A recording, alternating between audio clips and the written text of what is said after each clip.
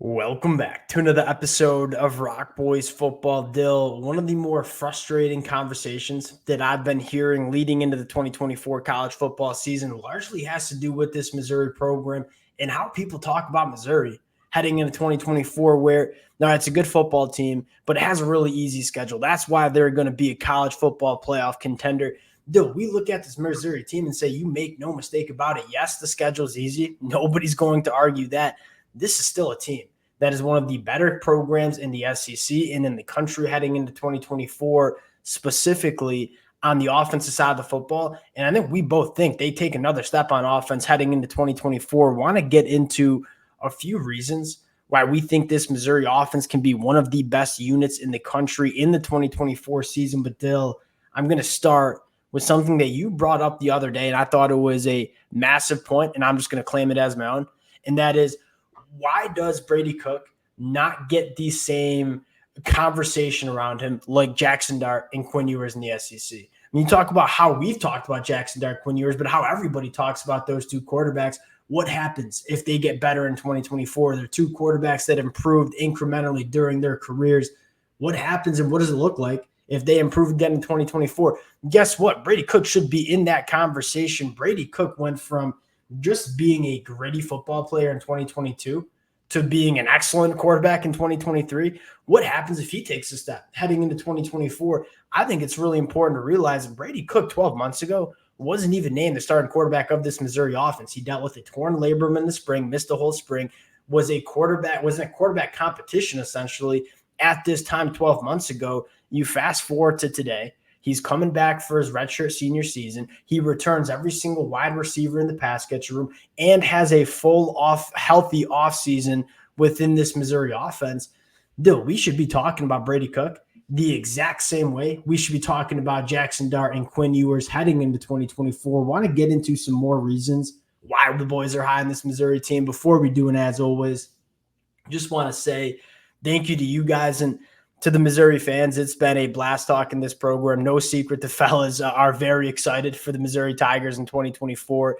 The amount of support y'all continue to show to the boys, it means the world. If y'all do enjoy the content, consider subscribing to the channel. And Dill, without further ado, I think we got to start with the quarterback wide receiver battery that we're going to see for this Missouri program in the 2024 season. And obviously, they're probably as good as it gets in the country. Yeah. Luther Burden, probably the best wide receiver for my money in all the country, mainly because just how complete he is. I think there's a lot of guys who kind of specialize in something and they're really good at it and really effective in the college football landscape.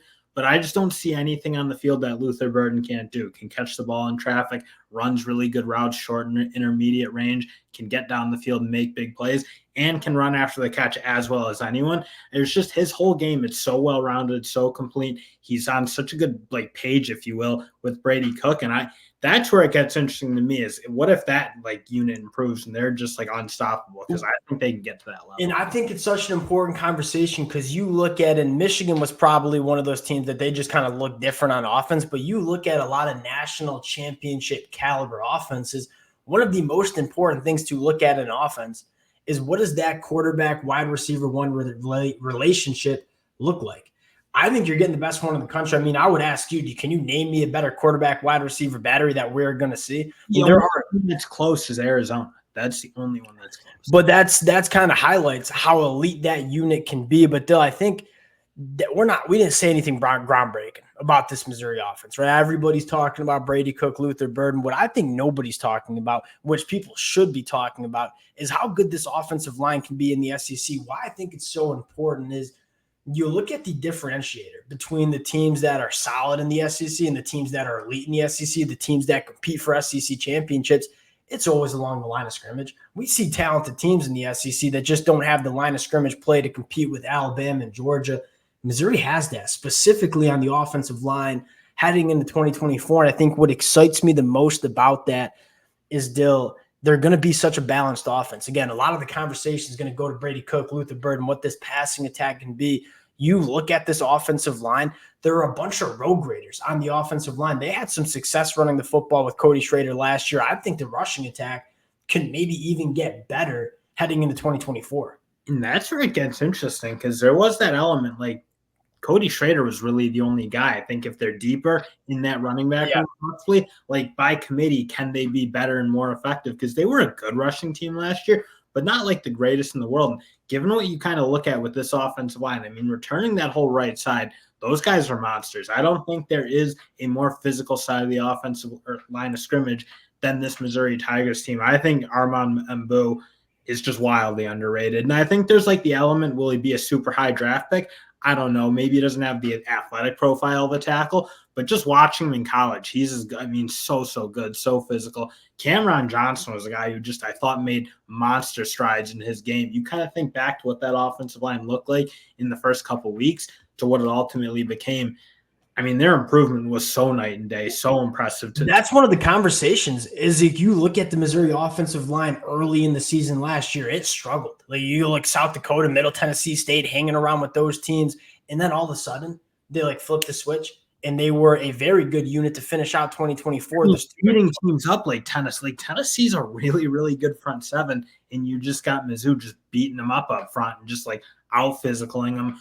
Right in the trenches with Georgia. I thought they were really banging with that. It's not like they were getting overpowered. And that's kind of what you said. Like that one thing that always would hold those teams trying to break through back was it's really hard to get five guys along the line of scrimmage who can go battle toe-to-toe with Georgia, with Alabama, with those big-time teams.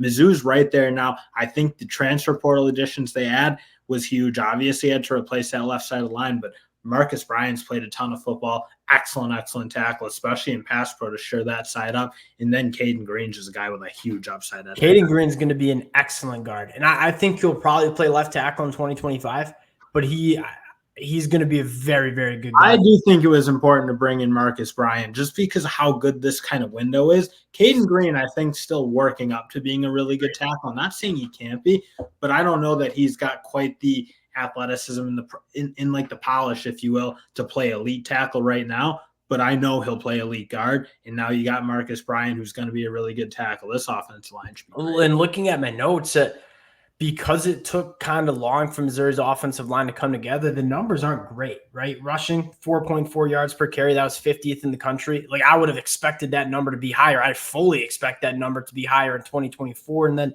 you look at pass pro, 6.4% sack rate and dropbacks. That was 71st in the country. Like those numbers are not as good as we thought they were going to be when we look back at 2023. We expect both of those numbers to get better in 2024. And you're taking a top 25 scoring offense and say, we're going to get better running the football and protecting the passer. Those are some reasons that Missouri can take that step. Now, I want to have a conversation about the X factors within this Missouri offense because I think there's a few. You pointed out that Missouri wasn't bad in red zone on paper because they had a very good kicker, shot at the thicker kicker. That being said, they settled for a lot of field goals last year. That's not going to get it done when you're trying to win an SEC championship.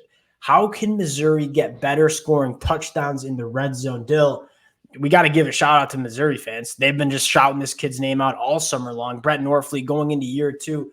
I expect a massive jump from this kid. That tight end position is extremely hard to come in as a freshman and play a lot and play at a high level. You almost never see it. Brock Bowers is probably that exception. You talk about getting better in the red zone. When those throwing windows start getting a little bit tighter, do you have those pass catchers that you can just throw the football up to and have go make plays? Brett Norfleet, I believe, goes 6'7", might be a little bit taller than that. It doesn't get any better in terms of looking for a red zone target than Brett Norfleet at that tight end spot. And you kind of look at that wide receiver room, it's much more built for the open field. I mean, they're really like good with the ball after the catch. They're really good route runners through that kind of middle of the field and up through that deeper portion at times.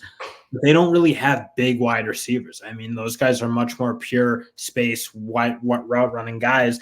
I think Brent Norfleet was just a guy they didn't use that much last year until the end of the year. You saw him kind of emerge a little bit in that Arkansas game, has 2 touchdowns in the red zone, I might add. He's a guy I think you kind of look for. Can they use him, frankly, to throw a bit of some wrinkles into what they're doing in the red zone? Because really they weren't using him necessarily to throw the ball up, but they were getting him out in the flat, pulling him around in play action. I think those are the type of things that he can possibly unlock for this team that they just didn't have because they're answers for that red zone. And it wasn't bad. It was like middle of the pack. But again, when you're looking to beat Missouri, I look at this team very much should be top 10 maybe even Yeah, top. well, that's talking about winning SEC championships. Like, you can't be middle of the pack in red zone offense if you want to win an SEC championship. The margins are thin. You're not going to win the SEC kicking field goals in the red zone.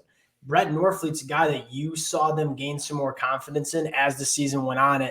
If he can emerge as that guy in the red zone, score some more touchdowns, convert more touchdowns in the red zone. Even if he can play more physical and be more of that presence, because that's something you didn't necessarily see a ton of last year. You kind of said it. Everything about his athletic profile kind of says he should be a guy who should be really, really tough to deal with in one-on-one coverage unless you have kind of a unicorn playing against him. And the physicality comes as you just get older. I mean, we're Michigan fans. Colson Loveland was this elite, hyper-athletic tight end as a true freshman. What was the biggest jump he made going into year 2? Became more physical. I think Brett Norfleet's going to make that similar jump. Dill, a couple other X factors that you got to shout out. Speedy Johnson. Nobody's going to talk about him. Like, they're just going to talk about Brady Cook and Luther Burden, and maybe if somebody's very familiar with Missouri, they'll talk about Theo Weiss Jr. and Mookie Cooper.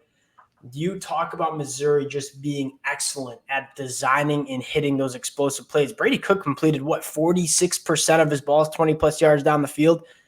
Well, what a better guy than Marquise Speedy Johnson on the outside. Dill averaged 30 yards per reception last year as a true freshman. Yes, this offense has Brady Cook and Luther Burden. They also have these other guys that are just going to be role players and do their jobs, right? Brett Norfleet in the red zone, Marquise Johnson hitting those explosive plays. You sprinkle in all of these kind of X factors. Again, young guys making jumps to year 2. Again, reason to believe that I think this Missouri offense that was top 25 in scoring last year can jump up and be a top 10 offense in the country in the 2024 season. And I mean, he should be able to add such a dangerous weapon to a team that I think, again, you look, when you're defending Missouri, you're probably going to need to play with a somewhat heavy box because they're going to be a team that, again, we talk about that offensive line, should be able to run the ball very effectively. Yeah, obviously, you got to put a lot of attention to Luther Burden and his side of the field. Like that kind of, again, I like what Mookie Cooper and Theo Weiss give them in terms of their ability to win one-on-one routes in that short intermediate part of the field and how productive they both are. But I kind of look, if they can get Marquise Johnson into the game for like maybe 15, 20 plays, if you will, and let him go try to make explosives happen while essentially everyone's trying to deal with everyone else in that Missouri offense, that's kind of where I wonder if they can use him and just add a little bit of explosiveness to that room. Those plays that Marquise Johnson comes up with, they change games. They allow you to win those big games. They allow you to beat a team like Georgia or Alabama. And you kind of said it best. We got to put a safety in the box to try to slow Missouri's running game down. What are you going to do with the other safety? Probably put him over top of Luther Burden. If you get that one-on-one look with Marquise Johnson, the cornerback, 9 route, let him run right by the cornerback, go score a touchdown. Mookie and Theo make you pay to an extent, obviously, but I wonder if Marquise Johnson, just given a little bit more juice, a little bit more athleticism and ability to get vertical, can he make you pay in a much more like meaningful way? Yeah, and change those games. It's fired up. Missouri kicking off. We'll cut it there, Dill. We got a lot more to talk about with Missouri over the next couple of weeks. Obviously, a team that the boys love heading into 2024. Appreciate you guys rocking with it. If y'all do enjoy the content, consider subscribing to the channel. Appreciate you guys, and we'll talk to y'all